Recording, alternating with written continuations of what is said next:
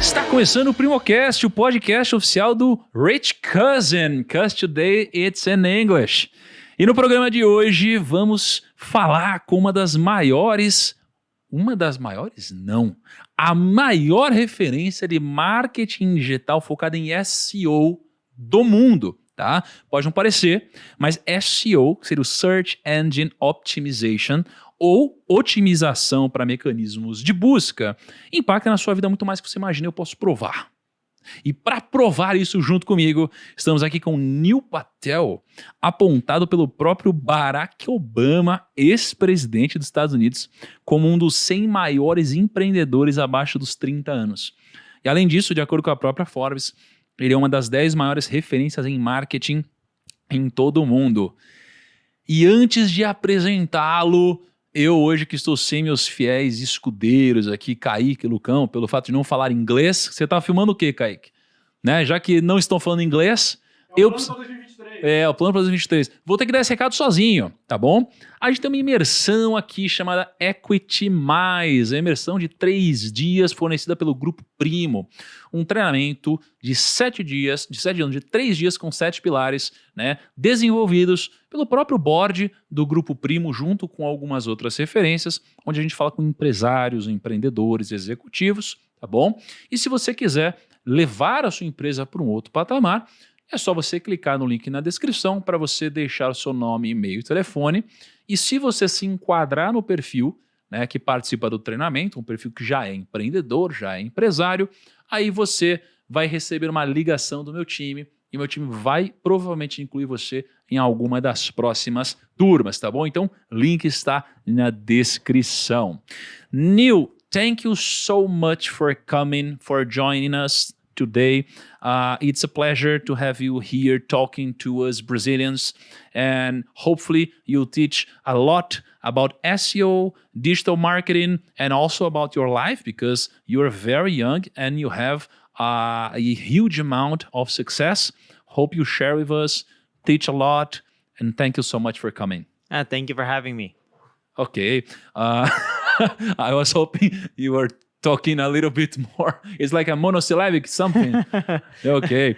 But thank you so much. And Neil, were you in Brazil like for something, or did you come to talk with us? What was the... So I came there's a conference called, I think, HSM Plus. I think I'm getting the name right. HSM, yeah. Yeah, so I came for that. And then we have maybe 150, 160, something like that, people that work for us in Brazil, a lot of them in Sao Paulo. So also came to meet the team because I haven't come here until COVID started. Wow. But before that, I used to come sometimes 6 times a year. Wow. 6 times a year. And you usually came here because you had business here. Yes, because we do the marketing for a lot of the large corporations in Brazil. And there's also a lot of American companies that expand into Latin America. Okay. So we help them with their expansion into countries like Brazil. Okay, that's cool because you can reduce their CAC coming here. And maybe they're not very used to new markets. So it's a good way of having some new clients, right, using SEO. And let me tell you how I first met you.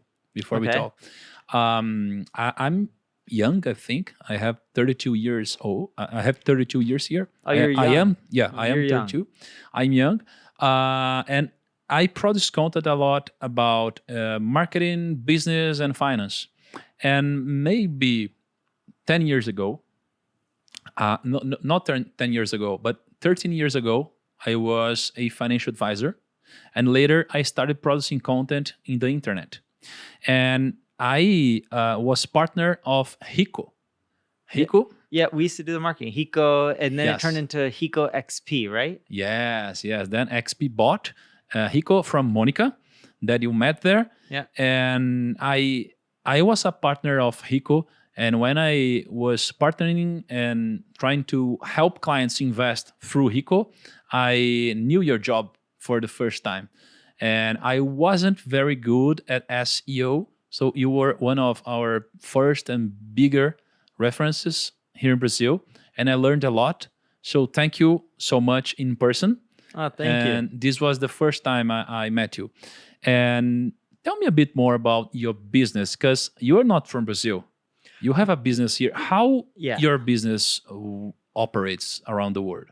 Sure. So we're in quite a few countries. We have we're getting close to 800 people globally. I don't know how many will be at the end of next year, but we just added Germany. We're now we're going to be expanding into France, Italy, Spain, and Portugal. So we're adding in 4 more countries. Wow. But we have an ad agency called NP Digital. So think of some of the biggest publicly traded companies, that are traded on the stock market. We help them with their marketing globally. See, the way it came about Brazil was years and years ago, there was a company called Hotmart that invited me to speak at their conference. Yes. And when I spoke at the conference, I saw so much potential in the people here in Brazil and the companies in Brazil. And I was just like, this is going to be a massive country for business. And I remember I met up with a gentleman named Andres Esteves, who created BTG Pactual. And during my meeting with him, we were sitting down and he was speaking to me and he was just like, Neil, Brazil's like the wild, wild west. This is in its early stages like it was in America. There's just tons and tons of opportunity. And my meeting with him was long. I think it lasted almost 2-3 hours. Wow. And there was no purpose. We were just talking about life and business and investing and where I put some of my money. And people should do it more often, right? Yes, they should. And, from there, I was just like, you know what? We need to expand into Brazil. So we expanded into Brazil. We first started in Brazil helping our American companies that were publicly traded expand into here. And then we started working with a lot of the large companies here in Brazil, and many of them are publicly traded as well. Okay, but you have 800 employees nowadays. When did you start your company? Because you said how you started here in Brazil, but when did you start your company, the first employee and all of that? The first employee, believe it or not, was 5 years ago. But in Brazil, Marink, who's sitting in front of us, he's just like, I want to set up operations for you in Brazil. We didn't have a company at the time. And I said, go for it. Let's start it off here. But we officially started in the US 5 years ago, technically 5 years and 1 month. So October was our 5-year anniversary. Wow. And how did you become so famous? I mean, you use it to produce content, like way before creating your company, right?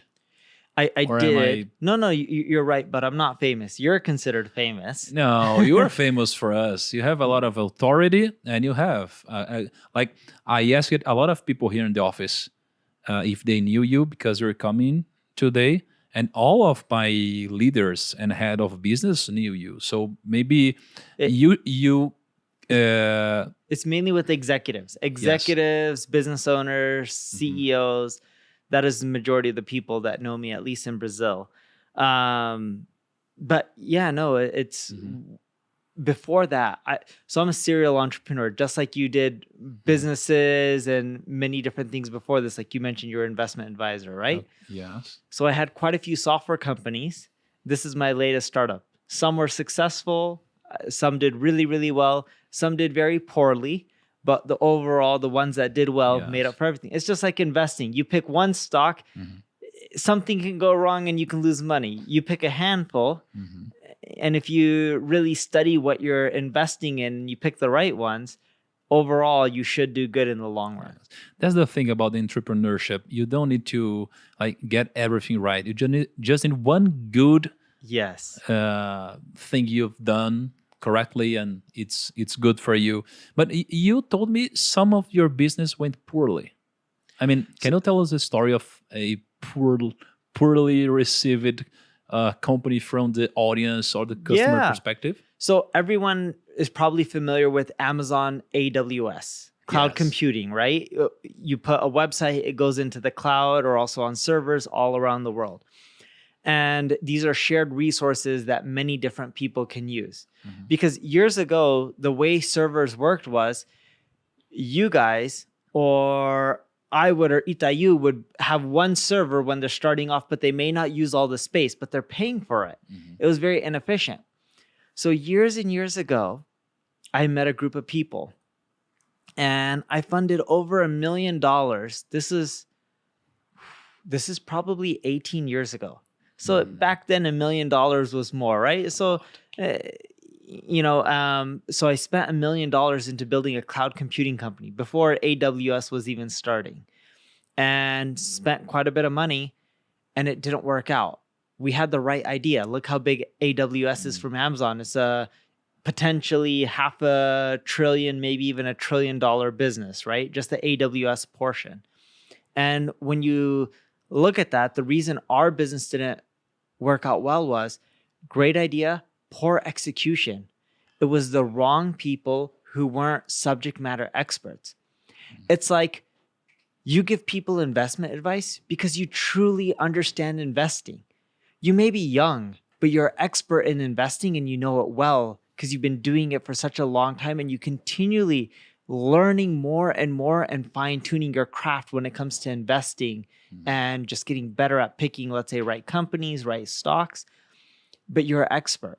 So the moment you put money into people who aren't good, it's a big mistake. And that was one of my earlier mistakes that I made. Wow. So getting right idea with poor execution or a poor timing is also being wrong, right? That's correct.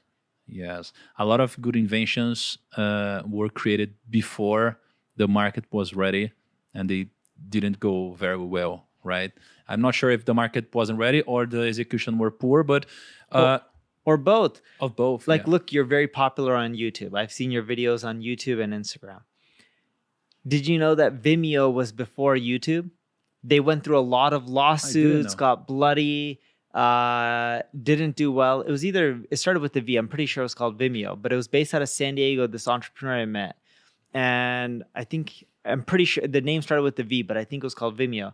He ended up having tons of lawsuits, getting bloody. Great idea is the same concept as YouTube. But after he was done with all the legal troubles and poor execution, YouTube came out executed him. They didn't have to deal with the legal issues, and boom, they blew up. And let me ask you something. Why did you think your business became successful? Like, what are the pillars that made it this way and others didn't? So now when I create businesses, it's like almost like I'm cheating. Really? Why? Because I've been an entrepreneur for over 20 years and I have money. So when I started this current business, I put $5 million of my own money from day one. And then I bought more companies. And then, like, let's say in February, I spent another $8.6 million of my own money. I'm not starting from scratch. I have money at this point, so it makes it easier. And the money is my money. So I don't have to go to an investor or a board meeting and pitch them. I do whatever I want, right? So having capital just allows you to move so much faster and be more aggressive. So that's one. 2, I've been doing this long enough. When you started doing investment advice, I bet you're much better now than you were 10 years ago. You've learned a lot, right? Yeah, a lot. So it's the same thing. When I first started as an entrepreneur 20 years ago, I made so many mistakes. I'm not the smartest person. But over time, the reason I got to where I am today is I learned from my mistakes. See, I didn't go to Harvard. I didn't go to Yale or Stanford or MIT. But the way I learned how to become successful is I made so many mistakes. Eventually, I said, if I don't make that same mistake over and over again and I learn from it, then the things I will be focusing on would be the things you should be doing because I've already made most of the mistakes. So now when I do businesses, 1, I start with money. 2, I already know most of the mistakes to avoid. 3, and this is one of the biggest ones, I hire amazing leadership. So I'll put in CEOs and managers and operations people from my industry who have been part of other successful companies before. Like the CEO I put in place for this current company, his name is Mike Gullickson.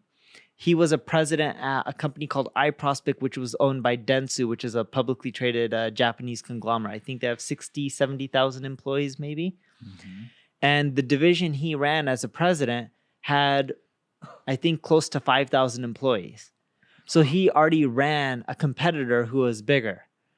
So I will go and get amazing people from my industry who are already very successful and give them a lot of money to join my company. And when I mean he was successful, not only did he run a 5,000 plus company, before that, he ran a company in the same space that sold for over $50 million. Before that, he was the head of sales and operations for a company that sold to Hearst, I believe, for $400 million. This is 10 plus years ago. So if you keep hiring people who have a track record of being successful in your space, you're much more likely to succeed. Yeah. It's interesting to hear you say that it's unfair, because it kind of is. But I also saw a lot of good entrepreneurs with a lot of money, some of them billionaires, that went bankrupt from night to day. And in your opinion, and you probably knew some guys that fit this perfect example, but what do you think makes you confident about not doing these mistakes that some maybe wealthier, more intelligent, with more results than you maybe got wrong? So entrepreneurship is a little bit about dreaming and believing in yourself. So I'm crazy. And here's what I mean by crazy. I think I can do anything. And I know that's not true. I'm not good at playing soccer like Neymar. I will never be as good as him or Messi or Ronaldo. I don't have that ability. But in business, I think I'm one of the best. Not one of the best like an Elon Musk, but I'm talking about within my space. Okay, so my space is marketing, right? I'm not good like Elon Musk sending rockets into space. I believe he's much better than me. But in the marketing vertical, I believe I'm one of the best.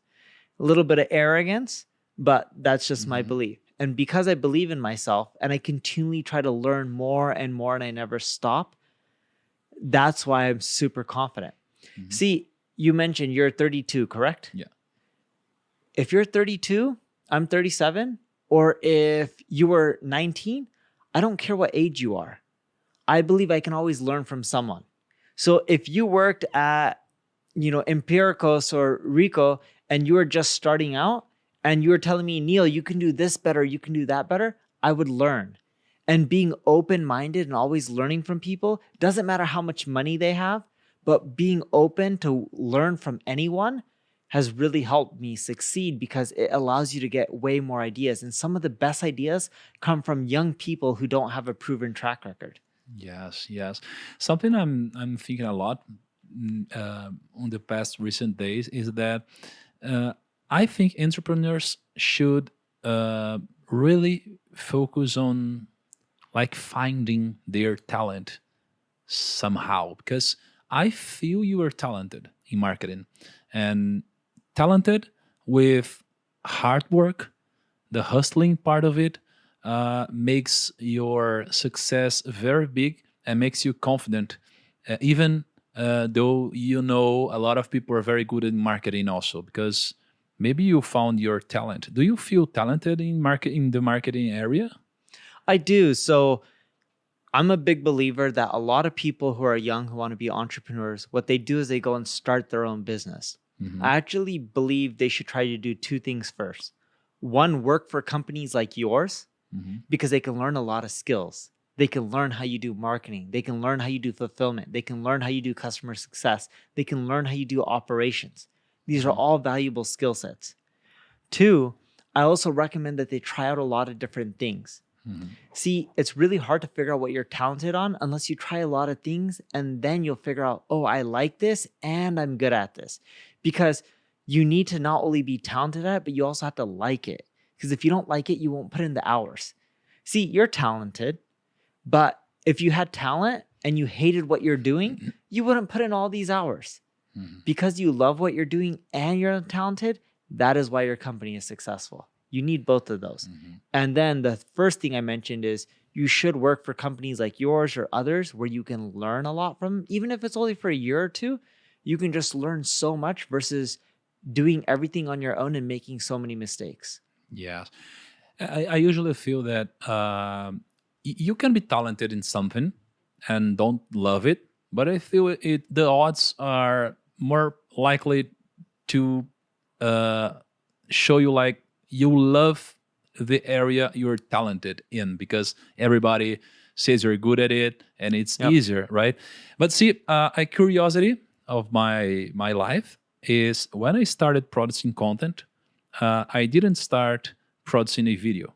I started with a blog called O Primo Rico, right here in Brazil. And I was producing a lot about previdência privada. It's a kind of investment here in Brazil.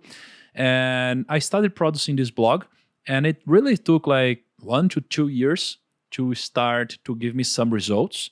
But people think I started as a YouTuber or something, producing content.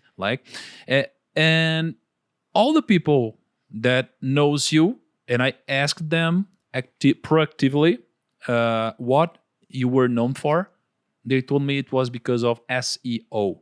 Yeah. And this is something I really studied very hard on my initial days in the internet. Can you give us like a definition of SEO? So SEO stands for search engine optimization. Yes. Whenever you do a search on Google, at the top, you see the paid results. It says sponsored or advertising. Mm-hmm. And then underneath, you see the results that Google's algorithm puts there for free. So to get your website there, you have to do something called SEO, or also called search engine optimization. You have to put in keywords in your website, write content related to those terms. You have to make sure your website loads fast. You have to build content that's popular, gets social shares, gets other websites to link to yours. You have to optimize your code so that way a search engine can understand and read your code, right? These are all factors that go into SEO.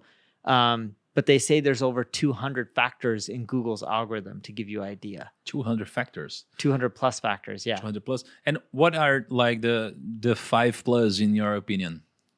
So I mean, is it your opinion or is it a fact? I mean, I'm not sure if the algorithm is open.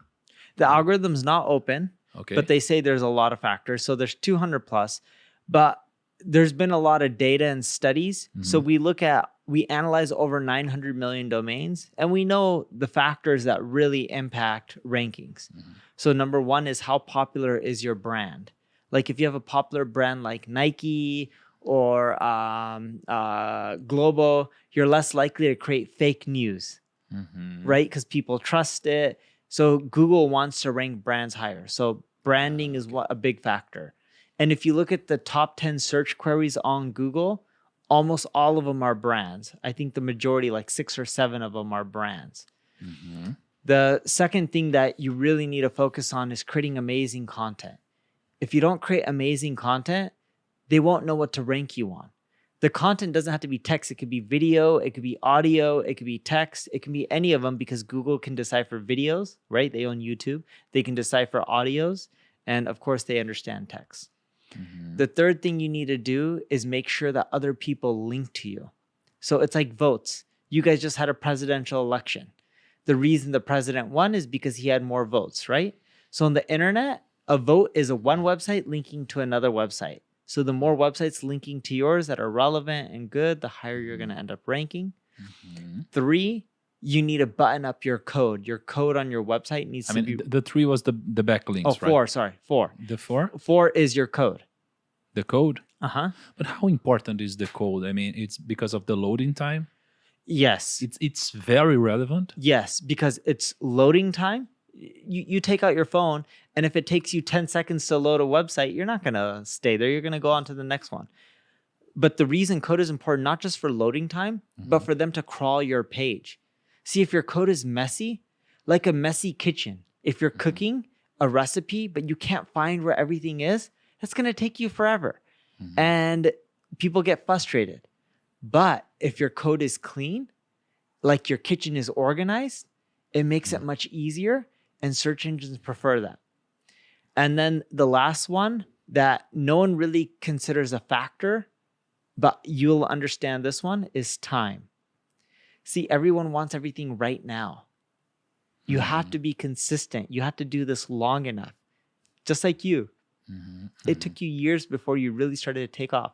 See, I know a lot of people who talk about you in Brazil, and they say you're an overnight success. I disagree. I don't mean this in a negative way. I mean in a positive way. You worked very hard for many, many years to get to where you are right now. It wasn't just all of a sudden everyone sees you and that's it. You put in so many hours and years to create this company, right? It doesn't happen overnight. And people think that you can just get amazing results, whether it's in marketing or business. No one builds a big business in 1 year. It takes 3, 4, 5, 10 years to build something massive. Yes. Man, it's really good hearing you say all of that. Like it's like you talk in a clean and very understandable way, like you use metaphors and all of this. This is so cool. Thank you so much. The top 5 things are brand, awesome content, backlinks, a clean code, and time. By time, you don't mean timing, right? It's time like consistent and being patient. So you have to continually do it for many years, but you have to wait many years. People want to do something and get the results right away. It's like in investing. When you pick a stock, you can't control inflation. You can't control who's going to be president. You can't control a lot of factors that can make the stock market go up or down. But if you believe in the company, like I believe in Amazon, I believe in Apple, I believe in Google. I've owned a lot of these stocks for a long time. I'm not giving financial advice. I'm just saying I've owned these stocks for a long time. So some years they go up, some years they go down.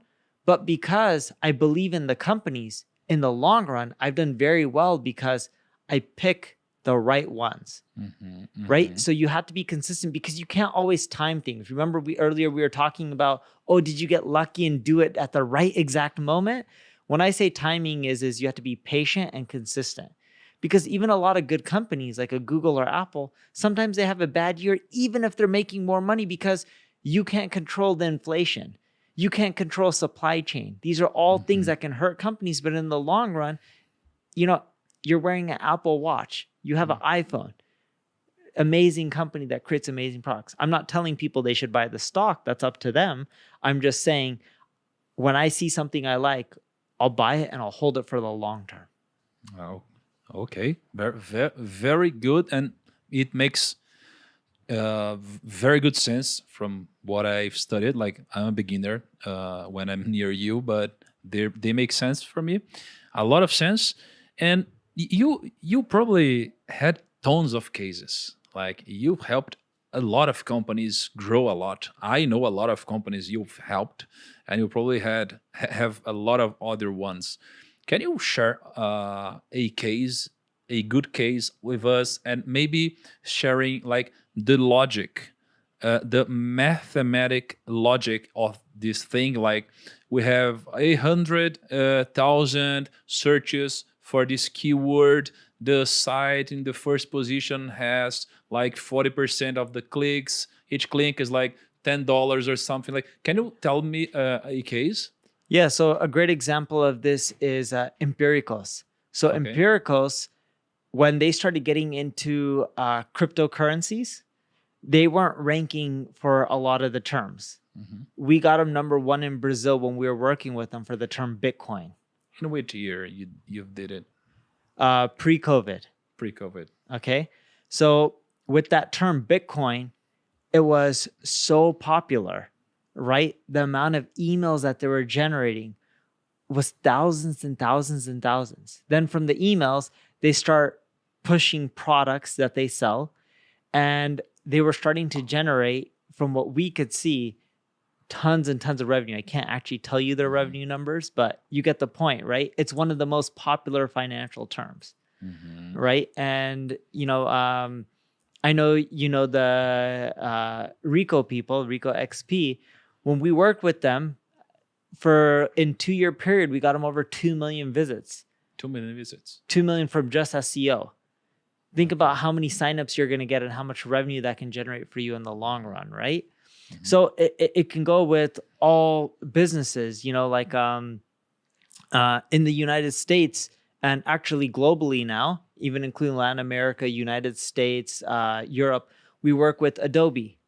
So Adobe is everywhere, right? Their software. Yes. Now, they spend so much money on paid advertising. What if you can get that traffic for free and cheaper? And it's been such a big ROI that when Adobe started with us, now their campaign is 4 or 5 times larger because the ROI is so massive, right? And we even won awards for our work with Adobe. We got search marketing awards. But the same goes with paid advertising. You know, a lot of people are spending money in Brazil that we're seeing on Facebook and Google, and they're not fine-tuning their landing pages, their copy for conversions. And we go in there and we fix a lot of these things. So that way, when someone is spending, 3-4 million reais a month on ads, and we start giving them 30, 40, 50% more efficiencies, that's a lot of savings. See, I started growing my YouTube channel when I started applying SEO mechanics on my videos. Because back then, the YouTube algorithm wasn't so good as it is today. And even today, the YouTube algorithm reads a lot of texts, like the tags we put in the videos, the thumbnail, raw name of the file, like the title of the video. Yep. And I started producing a lot of videos with a long tail, like how to invest your money for beginners, like how to buy a Tesouro Selic, how to start investing, how to buy a crypto, investing in crypto. A lot of terms that we have a lot of searches every month. And these videos weren't as good as the ones I produce when I'm aiming at timing, but they have like a longer tail. Yes. And I have a lot of those little seeds planted. And now we're talking, and I have a lot of videos growing from time to time, even the ones I produced like 5 years ago. Like, that's the beauty of the SEO, right? Yes, and the beauty of it is a lot of those videos, they may not get 1 million views a month, but they may get 50,000 views a month. And very consistent. Yes, and then when you have 100, 200 of those videos, the view count adds up to being a lot. And maybe I feel it's more qualified because much more. It's like the answer for a question. It's not like something, okay, let's watch it. It's like an answer someone needs. So when they look for an answer, they're more open to buy something, to become a lead or something like. And when we talk about SEO in Brazil and in the States, I feel, especially when we are talking about paid search, that Brazil has a lot to develop. I feel here it's a little cheaper than it is in the US. A lot of companies didn't do it here already. What are the difference for you that works in both countries and maybe other countries when we talk about SEO and competitive scenario on both countries? Yes, so first off, it is much cheaper in Brazil than the US and even a lot of European countries. But the revenue you generate per click is also less in Brazil. It's like, okay, understood. You get what I mean because of buying power, right? Yes. So companies were willing to pay, like Apple is willing to pay more in America for the click than they would in Brazil because the buying power is larger. It doesn't mean Brazil's bad. It just means that because of currency exchange, right? Right now it's like I think 5.5 to 1 or somewhere around there. Yes, something like that. So like if you want to buy an Apple product in Brazil, yes, the clicks are cheaper, but that laptop is very expensive for a Brazilian. So the conversion rates is much lower. Smaller. Yeah. Yes. But the tactics and the strategies are the same. So we do see in Brazil SEO and paid advertising, a lot of big companies are starting to do it. It is getting competitive, but it's not as competitive in the States or even in Europe because it's more up and coming in Brazil. So this is the opportunity for businesses to go and spend more because it's a blue ocean. It's wide open. There's not as much competition. But the factors, the way you get the rankings, like we talked about the 5 main points, it's the same if you're in the United States or in Brazil or in the UK or in India. there's not much of a difference. Even social media marketing for YouTube marketing or even, Facebook or Instagram, it's the same in all the countries. Like with YouTube, we do the same stuff. From the images to the tags to the thumbnails to try to get more clicks to try to creating a video that people love so they keep sticking around. But what we see is in places like Europe or in North America, it's more competitive because you have way more people. It's harder because you have way more people creating content for the same exact terms. So a great example for this is, the term seguro, auto insurance. Seguro, yes. Yeah, insurance. So in America, United States, for the term auto insurance, there's less than 200,000 searches a month. Okay. There's over 1.1 billion with the B results. So very, very competitive because there's so many people competing for those 200,000 searches a month. Wow.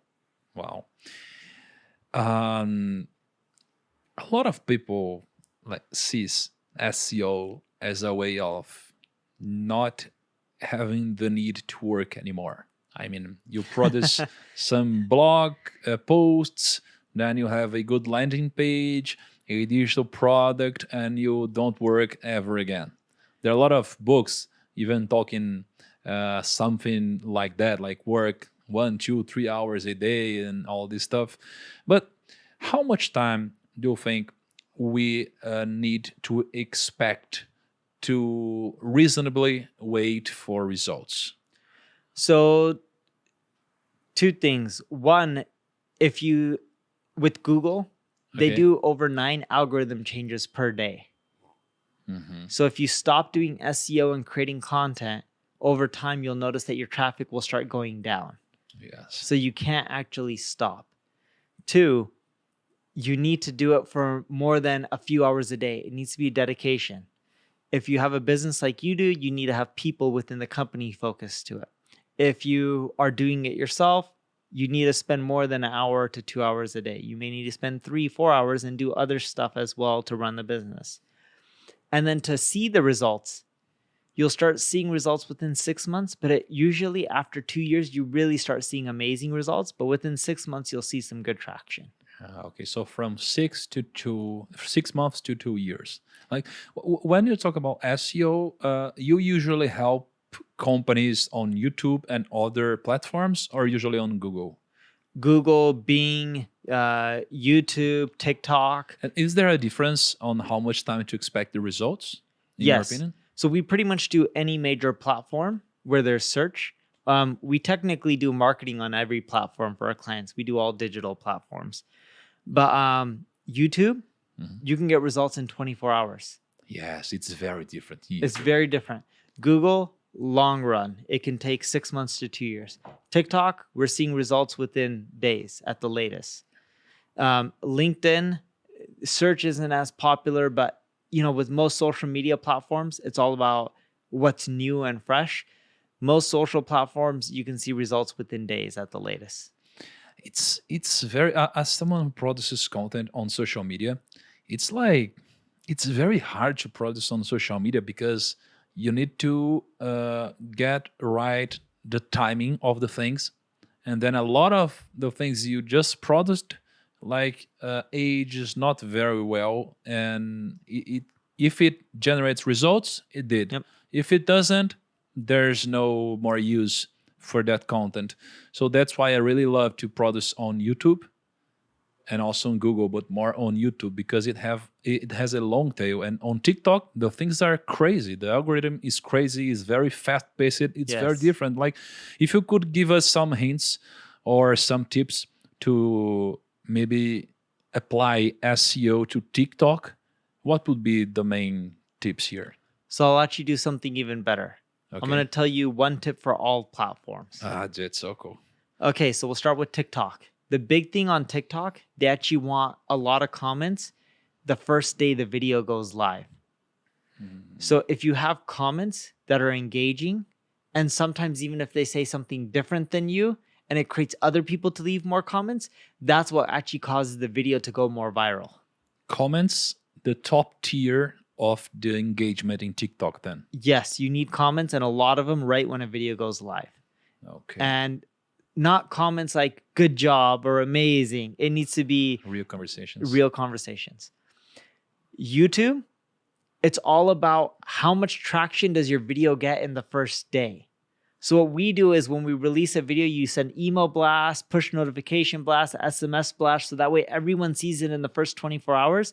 Then that video is more likely to get suggested and ranked higher. It's all about the first 24 hours with that.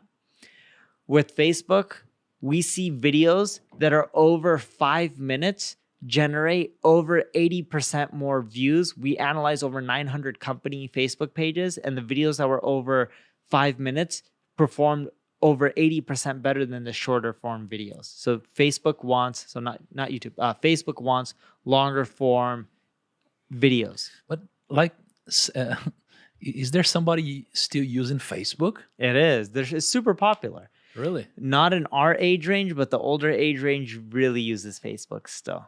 Okay. LinkedIn is comments, engaging comments. They need to be at real conversations, at least 12 words long. And you need other profiles with similar types of following to leave comments in the first 4 hours. TikTok, it doesn't have to be comments from people with the same audiences. It can be with anyone. But LinkedIn, you need people with similar type of audiences leaving comments. That works the best. What could be the logic behind this hint? It's all about the network effect is my guess. And they look at it from a business side and who has similar networks and what people they think one would like, the other may like. The thing about LinkedIn that is so cool and so important for us, I mean, it's very important, but we don't usually use it for selling. We use it more for brand. But LinkedIn is, if I like a post of somebody else, that post starts getting delivered to my audience. Yes. It's very different from the Instagram. Yes. So if someone from my network comments in it and has a base of following similar to me, really, that's very assertive. Yeah. And then with Google, it's all about brands. They want to rank brands higher. Like in the world, if you look at the term Nike, it's searched more than the term shoes. So more people search for Nike than the word shoes. So yeah, but like you said about brands, but it's only brands, or for example, if Nike writes something about investment, because Nike is a no, that won't work. That won't work. But when you're trying to rank on Google, you need to stick with your niche or your industry. If you're good at business, stick with business. If you're Nike and you deal with athletics, you can stick with athletics or shoes or apparel or whatever it may be. But on top of that, if you want to rank higher, Google looks at how many people are typing in your company's brand name into Google. The more they type it in, the more of a signal it shows that you should rank higher. So you can release free tools and good content, and this all helps you build a brand. A very important question for all the people watching us right now is about the tools. It's about the tools. Like, if you could give us some 3 to 5 recommended tools for developing the SEO part of the business, what could they be? So number 1 is going to be Google Analytics. It's a free tool from Google. It tells you not just what keywords you're getting traffic from, but it tells you which ones drive revenue. Just because you rank for a keyword doesn't mean it's going to make you any money. If you rank number 1 for a keyword and you make $0, who cares? It's useless traffic. The second tool is Answer the Public. Remember how you talked about these long tails, like how to pick the right stock to invest in when you're starting off. It will tell you all those long tail keywords that people are typing in. The third tool is Google Search Console. If you want to rank in SEO, it tells you what errors there are on your web page and how Google's crawling your page and what's wrong and what you need to fix. The fourth tool is vidIQ. vidIQ. If you want to do really well in... I use that one a lot. Yeah, vidIQ and TubeBuddy, they're both good. If you want to do really well in YouTube, it's a tool that you have to end up checking out. And then the last one that I would check out is Google Data Studio. See, if you're going to do SEO, you want to do paid advertising, you want to do email marketing, you want to do social media marketing, you want to leverage all the channels. Google Data Studio will take the data from all those places and you can put it into one dashboard. So you can see all your data in one place. Okay, let me ask you something. It's a particular question here. When I produce videos for YouTube, and I want to rank them organic, I've seen a lot of companies making good videos, and then they pay traffic for this video.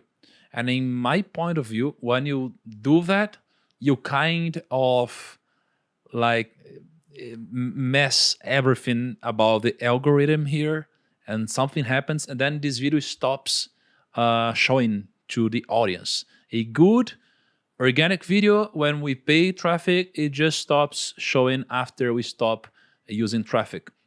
I have a lot of theories about this, but do you recommend using traffic to a video you want to rank? Is there anything related? No, I don't recommend paying for the traffic. Google clearly tells you that if you pay for traffic, it doesn't help or hurt your rankings. It's separate. But the issue is when you pay, you get all these views and engagement, and then you stop paying and it goes away. And it can send negative signals. Yes. Imagine we are starting right now to use SEO in my company. Okay. And I hire someone okay, to do it for me, working in my company. What could be like the beginner's guide for this one person to start developing an SEO area in my company? Sure. So the easiest way to do is we have a guide called SEO Made Simple, a step-by-step guide. And it's in Portuguese and in English. And it tells you what to do, step 1, step 2, step 3. But the easiest way to get started is we have a tool that's in Portuguese called Uber Suggest. You can add your website and it'll crawl all your pages, tell you what's wrong. It tells you how to fix it, and it'll even prioritize what to fix first, second, third, fourth, fifth, and so forth. That'll get you the best rankings. Wow. And so this person could use this tool to like improve my website. And what should be a routine for someone working with SEO? They should be checking every day for any errors and fixing it. They should continue to publish new content each and every single day. They should try to build links each and every single day. They should try to get more social shares each and every single day. But those are the main things that someone would focus on. Okay. And are there any mistakes that everybody makes when they are like trying to rank a page or working with SEO? There's not one mistake we see people make, but there is one that is very common, which is people create crap content and they expect to rank well. The reason you do well on YouTube is because your content is good. If your content sucked, no matter how much marketing you do, over time, your rankings and your views wouldn't be good. You need to really go out there and create amazing content. And people just forget that. Instead, they create the same stuff that everyone else creates and they regurgitate the same information instead of creating something new. Yeah, but you're telling about a good content. And what exactly is a good content? I mean, it's personal, or is it like... Yeah, no, you're right. To some extent, it's personal. But imagine you searching for something. You got this problem. Okay, like how to pick the right stock when you're starting off, or which trading platform should I buy my stocks in? Your content should answer the question so thoroughly that the person knows what to do next. That's the first step. The second step is the content needs to be easily digestible. So can someone quickly read it, listen to it, watch it, and understand the main points? The third is it needs to have personal experiences. So with SEO, Google in their algorithm has something called EAT. EAT stands for expertise, authority, and trust. They want people to create content that they're experts on. They don't want Nike to create content on investing. They want Nike to create content around soccer and basketball and football, right? So the same goes with you creating content that you're expert on. They want you to tie in your own personal experiences, what they should avoid, stuff, storytelling, things that no one else is talking about. In essence, they don't want you to write the same thing that 10 other people wrote. They want you to write something new and unique. And you are 37 and like you have 800 employees. You operate in like the whole globe. You have people working in India, right? Yeah, we do a lot of work for companies in India. Like, have you heard of like PwC? Yes. PwC, ESPN. Do you guys have ESPN here in Brazil? Yes. Yeah. Yes. So we do a lot of marketing for, like even in Brazil, we have CNN. They're trying to make a big push in Brazil. So we're now doing their marketing in Brazil. Cool. Very cool. And you have Brazil, you have United States. Like, where are you going to from a personal perspective? I mean, you've reached a lot of success, especially corporate success, money. You're famous in your niche, and you're traveling to other countries. I mean, where are you going to? Where are you headed? So we'll continually to expand globally. I don't want to take the company public. We were the 21st fastest growing company in the United States 2 years ago. But why don't you want to do it? I don't want the headache. I don't have investors. Okay. So I'd rather stay private. We make good money. I don't care for the headache. I've already made good money in my past, so I don't need more. We're continually buying up a lot of companies. We want to do 2-3 acquisitions next year. And the other thing that I want to do is I think eventually we'll have a company that has 5,000-10,000 employees as we get into more countries. But my big personal goal is to give back more.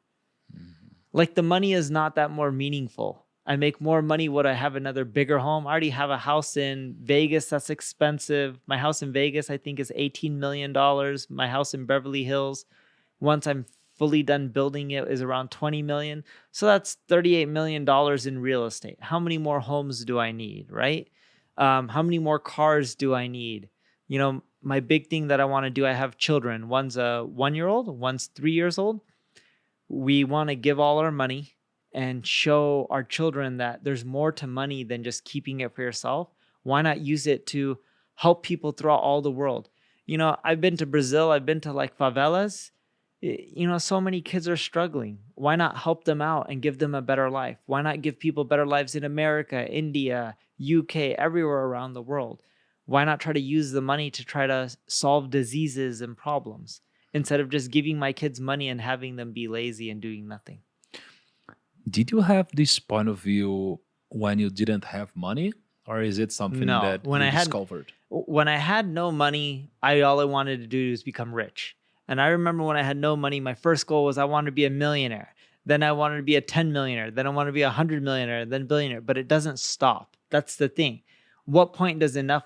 You're not going to use the money. You know, it's funny. I was talking to my wife. During COVID, I started flying on private planes. So instead of going to the airport and flying commercial, I would be in the plane all by myself. And sometimes we'd get really big planes that can fit 18, 20 people, right? Usually not 20, but 17, 18 people, the max, somewhere around there. And I was spending all this money and it was never ending. What do I buy next? Yachts, big boats?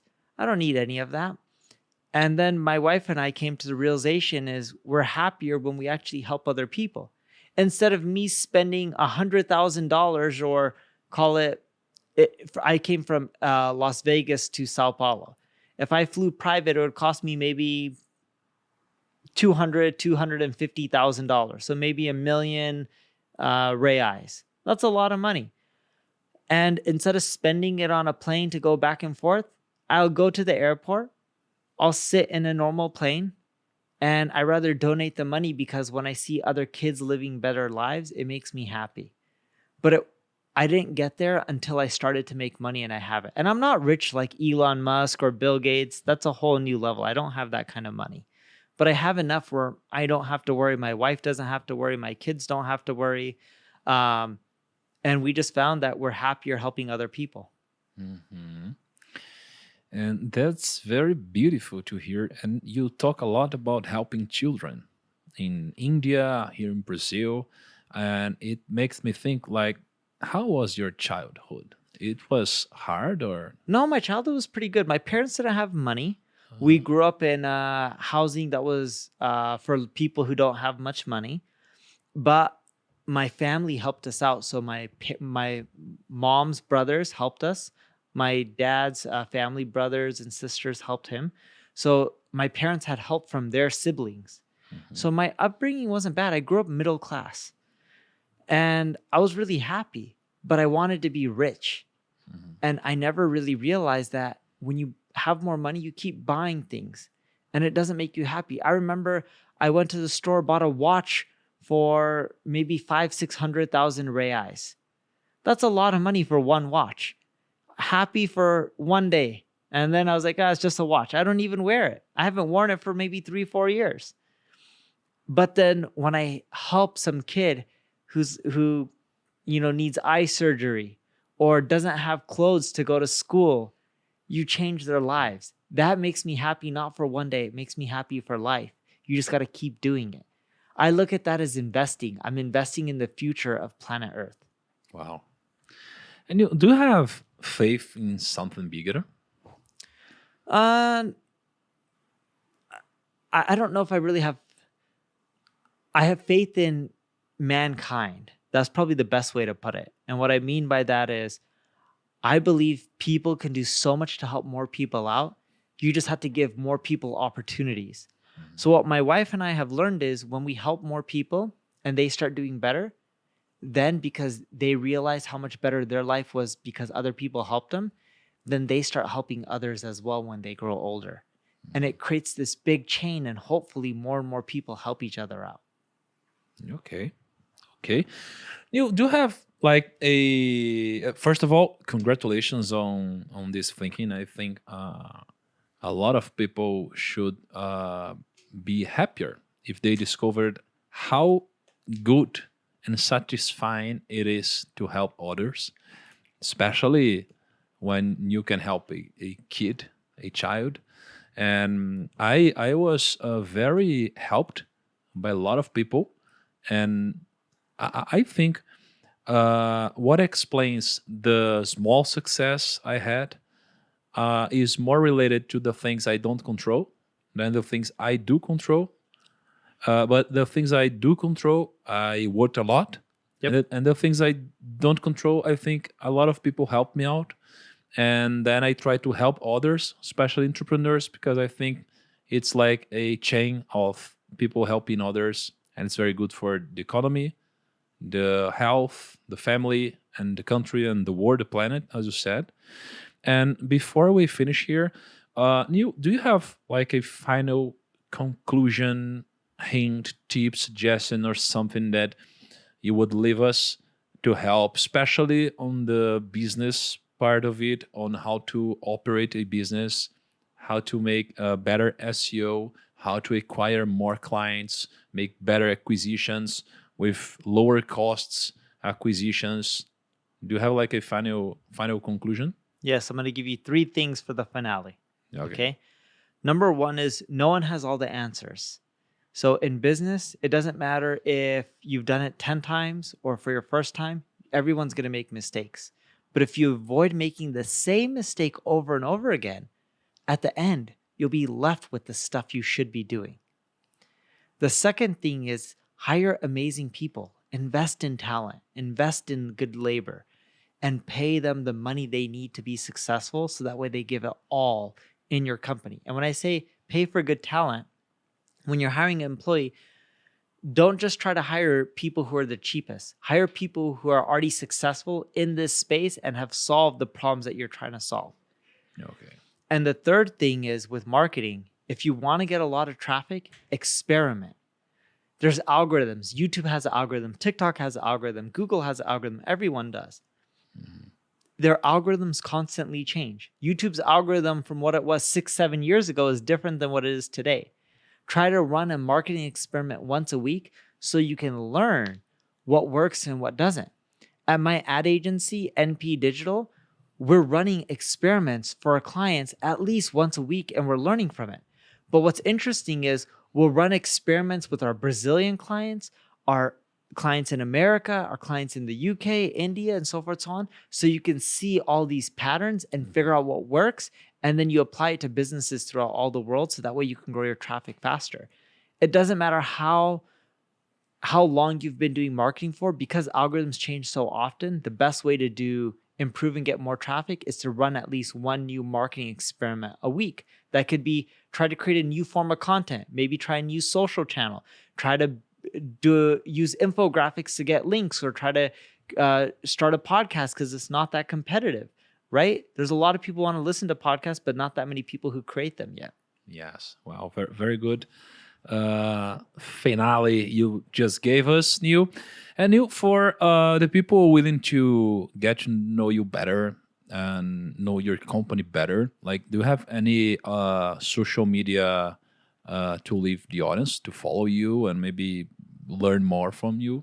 Yeah, they can always go to Neil Patel on social media. Okay. We also have the social handles NP Digital. So N as in Neil, P as in Patel, and then digital. Okay. And we also have them all in different languages, including Portuguese. Wow. So do you have like an Instagram, LinkedIn, and all these social media? In different languages, yes. In different languages? Yes. So you produce content in Portuguese, and you also have an English account? Yes, and same with other languages. Okay.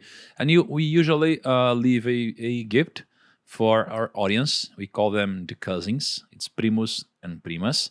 Do you have like a book you can sign for us or something? I don't have a book here. But you have a book, right? Yes, I have a book. Can you send us one signed book for gifting? Yes, I can do it. Okay. Sounds good. Okay, so I'll talk to the Brazilian audience right now to tell them the specifics and make the conclusion here. But Neil, thank you so much. Like, talking to you today, it's an honor. I got to know you maybe, I don't know, 7 years ago, 8 years ago, I'm not sure. And I never imagined I would talk to you, so it's very important for me. Thank you so much, Neil. Thank you for having me, and you've had an amazing career, and I know the next 5 years will be even better for you. Hopefully, amen, and hope we can do things together, Neil. We'll talk about that later. Sounds okay? Good. Galera, é isso aí. Ó, seguinte, o Neil falou que vai dar um livro assinado aqui pra gente, pra participar é fácil, tá? A gente postou agora lá no Instagram do PrimoCast uma foto nossa agora. É só você ir lá e comentar qual foi a melhor sacada que você teve desse episódio, tá bom?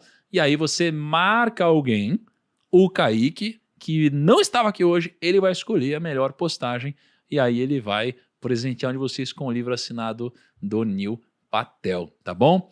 Ó, se vocês estiverem gostando desse podcast em inglês que a gente está fazendo, me avisa para a gente continuar, tá bom? Um grande abraço, até o nosso próximo episódio e tchau.